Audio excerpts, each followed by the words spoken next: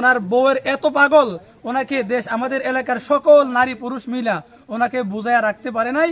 খুব অধৈর্য হয়ে গেছে, আমি আমার বউ চাই, কিন্তু বউ তো ঢাকায়, উনি আসতেছে না।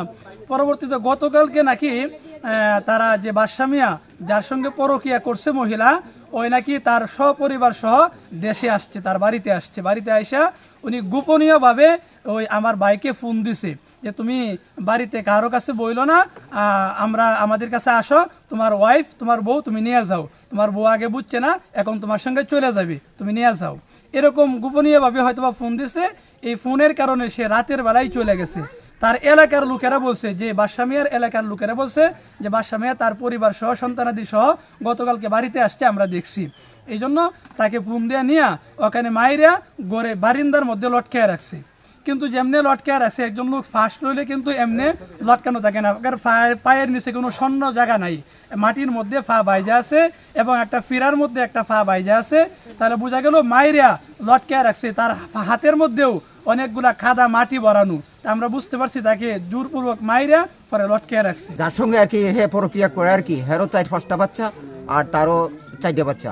মনে হয় যেমন শেষকাল বুড়া, এই বেটাও তো প্রায় বুড়ার মতোই, 40-45-50 বছর বয়স হইলে তো বুড়াই।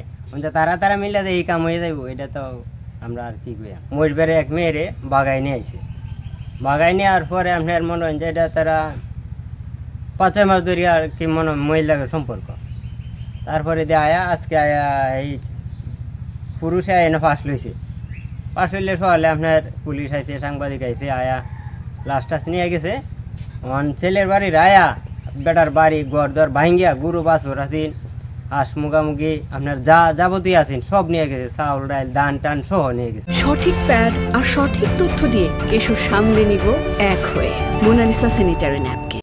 আমরা শুনছি যে আর কি এই তারে গতকালকে আসার পরে তার পরিবারও আসছে, মানে ওই লোকেরাও আর কি ওই যার সঙ্গে প্রক্রিয়া করে হেও আসছে বাড়িতে।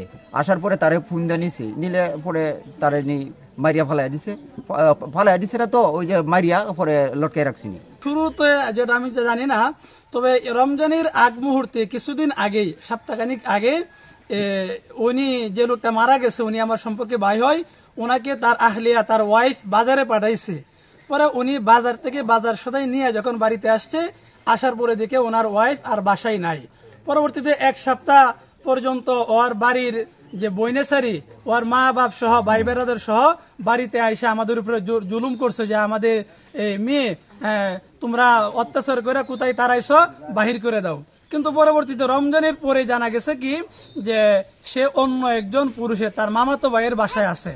তা সে ফোন দিয়ে বলছে আমি আমার মামাতো ভাইয়ের বাসায় ঢাকায় আছি, আমি আমার বাড়িতে থাকবো না, তোমরা বাড়িতে গরু বাছুর যা আছে এগুলো বিক্রি করে, হাঁস মুরগি সব বিক্রি করে ঢাকায় চলে আসো, আমরা ঢাকায় থাকবো।